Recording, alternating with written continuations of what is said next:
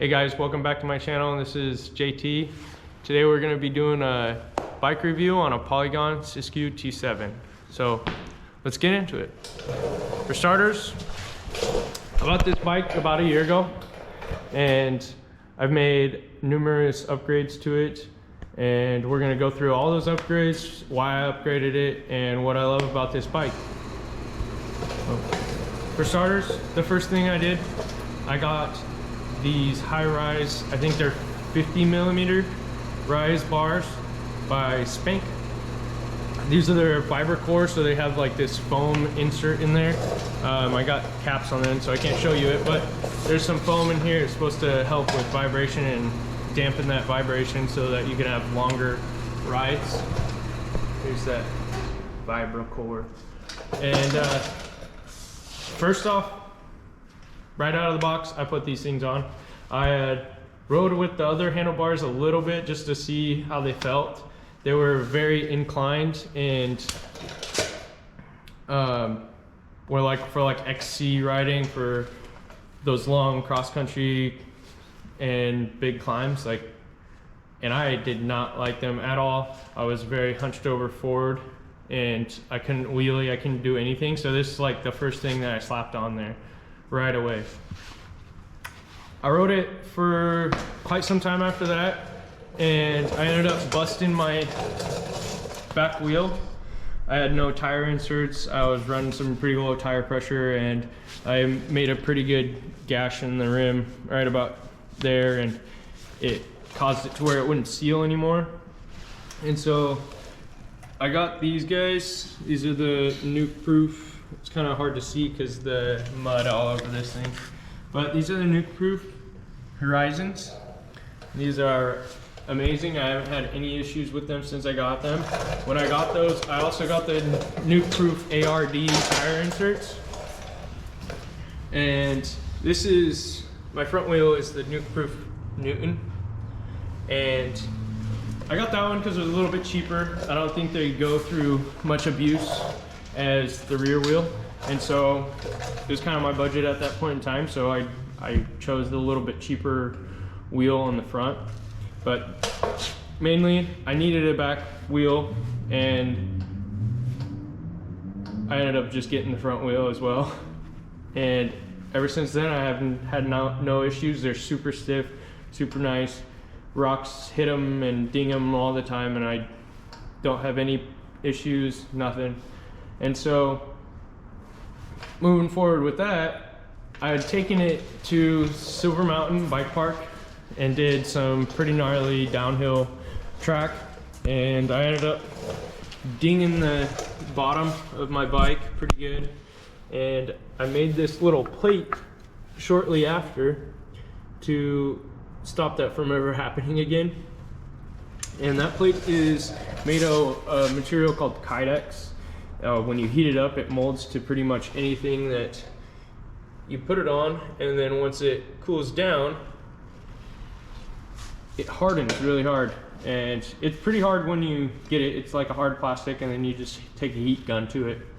There's plenty of videos on that. If you're interested in something like that, just let me know in the comments below. I'll make a little tutorial video on how to make those things, because they're pretty cool. And it saved me numerous times from big rocks denting my frame like they did on the previous runs at Silver Mountain Bike Park. Well, another upgrade I did fairly early in purchasing this bike is the TransX 200 millimeter dropper post. It is the Plus Rad. These are the big boys right here. So this guy, I put a 200 millimeter on because I think it came with a 150. Don't quote me on that, but I think it came with a 150. It's the size medium, 27.5. And I'm 5'10", and I should probably be riding a large, but I like a smaller bike so I can whip it around and have more play with it. So I went with the medium, and I threw a 200 millimeter dropper post on there, and it made it so much better to climb and just ride this thing on those long rides with big climbs. Like, I'd extend that thing all the way up and I'd be cruising in my 12th gear and it would be no problem. So pretty much those were my main upgrades for quite some time. I rode this bike this way for about 6 to 8 months. Pretty hard, pretty gruesome. And then recently I was riding in my front fork, which is the RockShox Recon RL. I think it's a silver. That thing started making some pretty gnarly clicking noises and clunking noises as I was going down the trail. And I pretty much took their lockout and put it on lock all the way to the lock. And when I did that, that was the only way I could ride my bike. Other than that, I had no support, I had nothing. I think I just blew out the seals in my front fork from all the downhill runs that I did. And so that quickly progressed and made it really hard to ride this bike. And when I was looking at suspension, I really wanted something with versatility, something I could adjust on the go, and something that I wouldn't just like set it and forget it, because I'm always riding different terrain.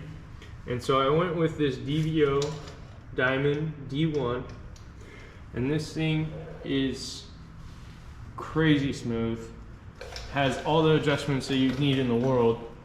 And also at that point in time, I thought I was ready to go with a coil, a real beefy DVO Jade X coil.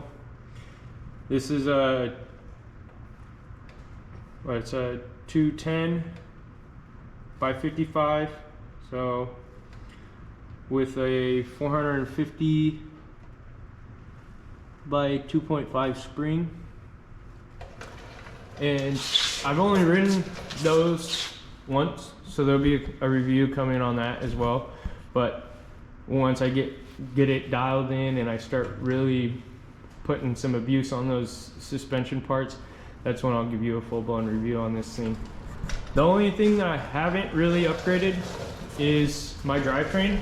I still have a Shimano Dior crank and Shimano Dior 12-speed.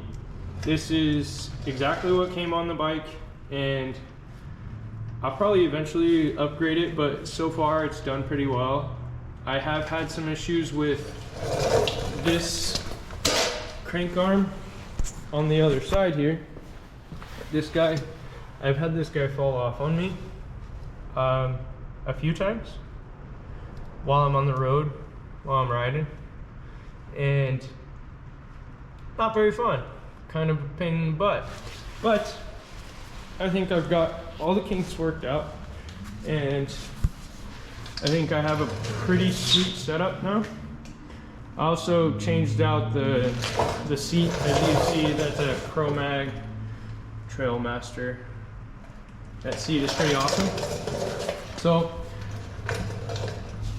why I did all these upgrades is mainly it either break or I felt it needed a little more durability, or the parts were just lacking from my abilities to push this bike. So with that being said, you're buying a $2,000 bike and it has incredible geometry. It has very modern geometry. It's got the 65-degree head tube angle, and it climbs like a freaking mountain goat. And it's aluminum, it's gonna last, it's gonna be strong, stiff, and it's very lightweight. This whole bike, after all my upgrades, is still like 34 pounds. It's a little less than 34 pounds, but it is an awesome bike. I would recommend anybody to go to Polygon and get a bike. I guess they sell through their online distributor, it's Bikes Online, but there's not anything really I can say bad about this bike. All the parts that I've upgraded is just because I pushed this bike to its limits, and for the everyday rider, this bike's probably fine, and you'd probably not do as many upgrades as I did. I think I didn't touch on the brakes, so I'm gonna go through that real quick and tell you a little bit about the brakes that I purchased and upgraded on. So I got the MT7s. These are the Magura brakes. These are MT7s. I got these kind of because the color, so don't give me too much crap about that. But I did also know that Maguras were, let me get on the other side. Maguras are a German manufacturer, and you know how well German engineering is some of the best engineering in the world, and these are second to none. So some of the best World Cup racers race these exact brakes, and they win World Cups with them. So I said, why not? I found a really killer deal on Lord Gunn's website, and it came with the rotors and the brakes and everything that you needed to set this thing up. And I think I got it for under $400, which is pretty crazy, because if you go right now and look on, I don't know, your main bike sites, I think one of those brakes and lever is right around $250, and that's without the rotors. So I got a whole package for about under $400, and it was a killer deal. And I installed them and I loved them immediately. What was on here before were some TRPs, and there's some trail brakes, and it had a 4x in front and a 2x in the back. And I took them to Silver Mountain Bike Park, where I do some downhill runs quite often, and they got hot, very hot, and they stopped working about halfway through my day. And so I was like, I need to upgrade my brakes because I'm not getting any more bite on these things. And they're pretty decent, but not downhill rated at all. They're probably a really great trail brake, but I didn't use them as much as I probably should have before swapping them out. I did bed them in, and I rode them around town, and I got a good feel on them. But then I took them to Silver Mountain, and I'm pretty sure I just ruined them. But they were really great brakes for the time being, and I made that upgrade, and it was a night and day difference. I also have 180 millimeters in front and rear, so I would probably go up to 200 in both front and rear. But next, let's just go through the key features that I really like on this bike. Before all of my upgrades, I really liked that it had a 12-speed, and it had 150 in the rear, 140 travel in 150 travel in the front, and 140 travel in the rear. With that amount of travel, I felt like it was like that sweet spot to where I wouldn't have too much travel, but I would have pretty good all-around bike. And I think with that being said, I was wrong, because I quickly got into downhill racing and downhill runs on blacks and double black diamonds and techie trails. But now that I've gotten more skilled in biking, I think this is an all-around setup that I'll be enjoying for a long time.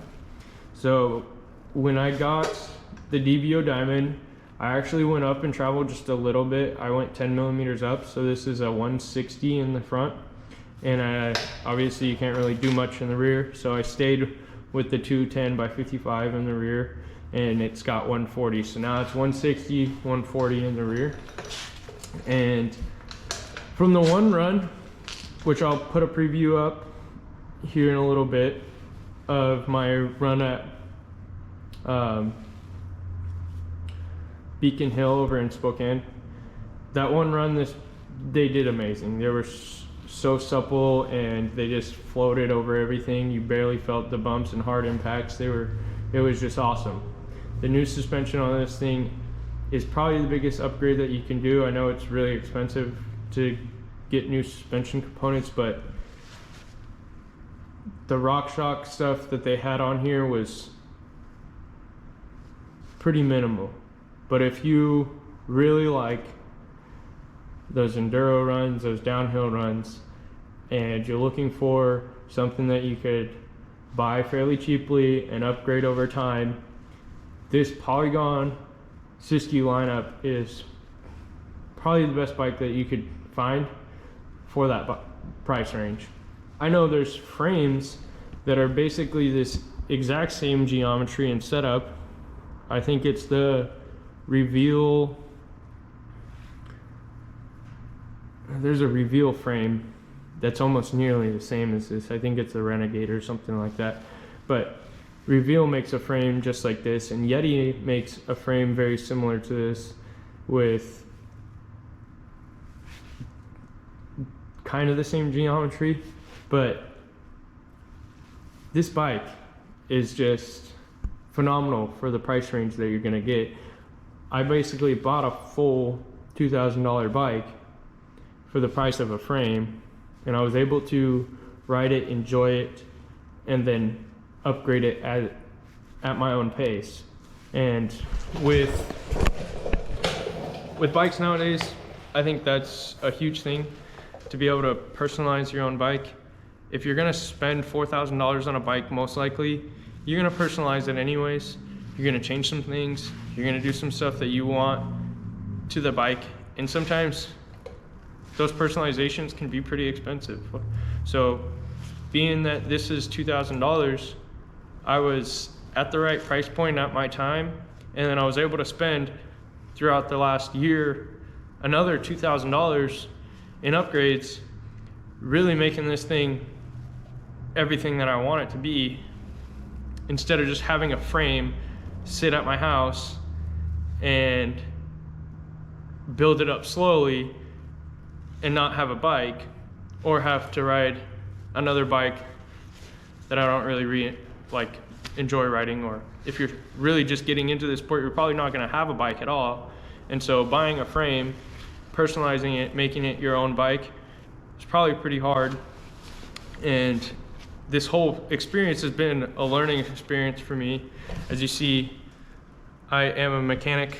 I do this kind of stuff all the time, but I do it on cars, not on bikes. So doing all the upgrades and everything was fairly easy for me, because I work on much more complex stuff. Like, I got this Mercedes engine torn apart right now, and I'll be doing some work on that later. But this bike was really a great purchase, and I have nothing wrong to say about this thing. The components that come on this are they're in the mid-tier range, and for any normal rider who's not going to be pushing those limits of like blacks and double blacks and some of those harder downhill runs, then this bike is probably perfect for them just the way it is. But being able to come in at $2,000 and upgrade this and make it just as gnarly as some of your $4,000 or $5,000 bikes, it's pretty awesome. So I know I've looked at the Intense Tracer, which has virtually the same suspension as I have, and a little more travel. Excuse me. But that bike, I think, comes in at like $3,800. And after everything that I've done, I'm probably around there, like $4,000. I couldn't say anything more really about this bike. I put some pedals on there, but mostly that's everything I got to say about this thing. It climbs great. The descents are even funner. I mean, I keep up with guys who ride 29er enduro bikes climbing up these hills, and I'm on this 27.5 longer travel bike, and they got like XC bikes with 120 mil in the front, 100 in the rear, and they got 29ers, so they're really climbing way better than me, and I'm keeping up. So I have no complaints on how it climbs, how it descends, or anything. This thing has been awesome. I was really stoked to see that it came with these Schwable Hans Dumps. These guys are pretty awesome. This is their super, let's see. This is their Super Trail TL Evo pattern. So that's like their Super Trail, I think, is a 3-layer casing. And as you see, I haven't torn them, popped them, or anything. I don't even think I've had to use a patch kit on these guys. I've had your typical like needle punctures, but you know, nothing tubeless, stands tubeless sealant can't fix. So even when I busted my rim, I still didn't tear the tire or do anything to the tire. So that being said, this bike is like an all-around great starter bike for most people wanting to get into mountain biking that might be pushing their limits further than they really expect. I know some people will get into an XC bike and then have to go and completely get a new bike because they're worried about the travel and losing, you know, momentum when climbing or whatever it is. But this guy, when I got it, it had lockout on the rear and front. And so there was no excuse for me to say, oh, well, I have so much travel, I'm gonna lose all this stuff while climbing and lose my momentum, when I had lockouts on both front and rear. That being said, now I still have lockouts on front and rear with my suspension, and so I still have no excuse about those long climbs on 160 mil in the front and 140 on the rear, because basically I have a hardtail at a flip of a switch. So I think if you're looking for a Polygon or any bike in general, this guy will sit right up next to the best of them. It'll ride with the best of them, rock with the best of them, and it is a really nice bike. I might be a biased opinion because I haven't ridden many high tier bikes like a Santa Cruz or a Yeti or anything like that, but I've been shredding this bike for about a year now, and it is an awesome bike, and I probably will end up getting a really long travel enduro bike with like 180 mil in the front, 100 in the rear, 180 mil in the rear, but I think I'll be keeping this bike for a long time and riding it at my local trails and smaller, less downhill, chunky, technical stuff. I will be riding it for a long while, so stay tuned to my videos in the future and see some of the technical, crazy drops and gnarly terrain this thing can take over. This bike is pretty awesome, and if you guys are interested in it, just go and check out Bikes Online. I'm not sponsored or anything. I've just been riding this bike for a long time now, and I just wanted to let you guys know everything about it. So take one last gander at this bat.